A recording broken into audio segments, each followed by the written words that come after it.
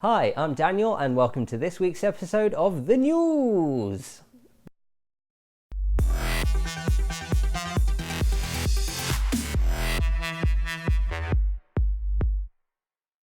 We were all very sad to hear of the death of Nintendo president Satoru Iwata in July, who had led the company since 2002 and was a long-time employee before that.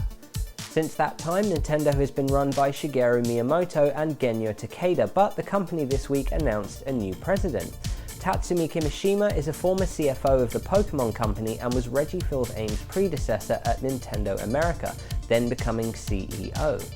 Kimishima's appointment comes as part of a major restructuring of the company's executives, but the role is revealed to be for 1 year only, and it is unclear what will happen after this time. Iwata left no instruction on the running of the company in his absence, but Kimishima has stated that Iwata's vision will remain, with Nintendo pushing his work and ethic forward into the future, even continuing on the path of mobile games that was begun under Iwata. Kimishima is also reported to have cited the Wii U's similarity to the Wii as being a potential obstacle to the console in the market. He was later proved correct, as many were unsure if the Wii U was a standalone console or some sort of addition to the Wii, potentially damaging sales. Perhaps this foresight will come in handy, but for now we wish the president all the luck in the world and hope Nintendo will have a bright future. I'd love to see men at work.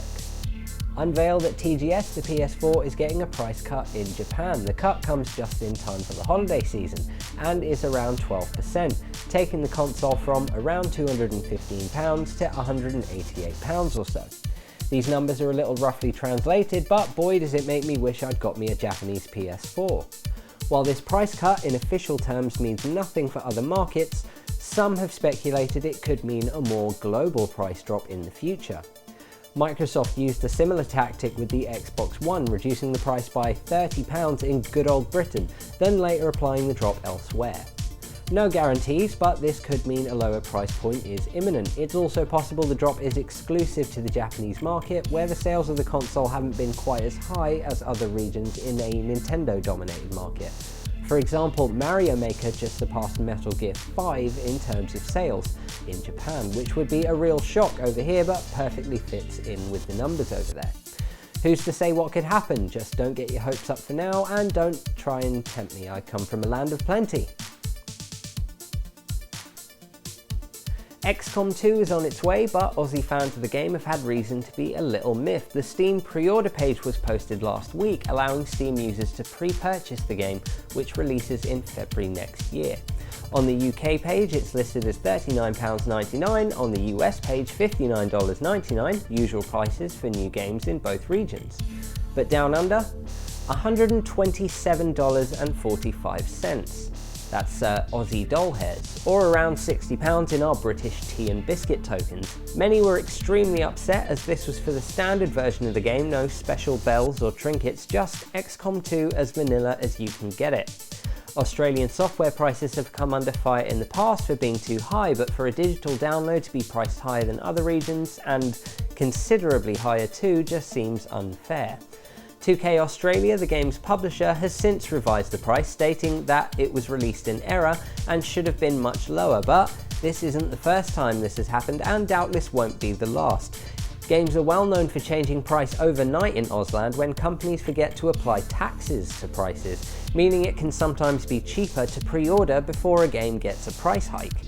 It all seems very badly researched and unfair on an entire market, so sort it out, games industry.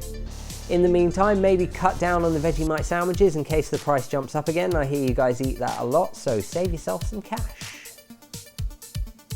Can you hear the thunder? Better run and take cover. If you were sad about Scott Cawthon's announcement that Five Nights at Freddy's 4 would be the last of the series, wipe away your childish tears, you buffoon. In another announcement on Steam, Cawthon has said he is working on a new FNAF game, but unlike anything we've seen so far. The series is known for jump scares, in-depth lore, and much debate over narrative and chronology, partly what made it so popular. We recommend you check out the Game Theorist channel for their FNAF videos. Damn, that is smart. The games often charge the player with the task of being night security at various children's restaurants and entertainment venues, along with the haunted animatronics, ghosts of children past, and a man in a purple suit. But the new title will be very different, instead being an RPG based on the game's universe and characters. Cawthon had hoped to release a demo by Halloween, but considering the scope of the game and the major difference between it and its predecessors, we may have to wait a little longer. But he promises to give us a free demo as soon as it's ready. Seems the NCAA met strange ladies and it made them nervous. The National Collegiate Athletic Association of America has forced EA to remove 13 female players from the game, citing their strange rules around so-called student athletes receiving payment for playing. EA said of the matter, "Of the hundreds of players on these rosters, 13 are currently attending or likely to attend NCAA-sanctioned schools in the US. The NCAA recently informed EA Sports that these 13 student athletes would be risking their eligibility for collegiate athletics by being included in FIFA 16. We do not agree with this position. All rights were secured following standard protocol with national governing bodies and federations, and none of these NCAA student athletes or potential student athletes were to be individually compensated by EA Sports for their inclusion in the game."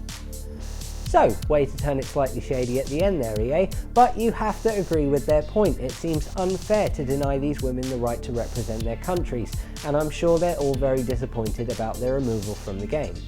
In conclusion, the NCAA sucks and this should be reversed, and FIFA 16 is out this week.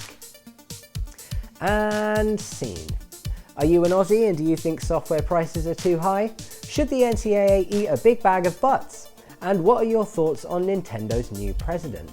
Let us know all this and more in the talky typey box down there. And don't forget to tickle my unicorn in the corner to subscribe. If you missed our last video, you can catch it on screen now. There, on screen, there it is. Don't forget to like us on Facebook, again, there, and follow us on Twitter. Yeah. See you next time.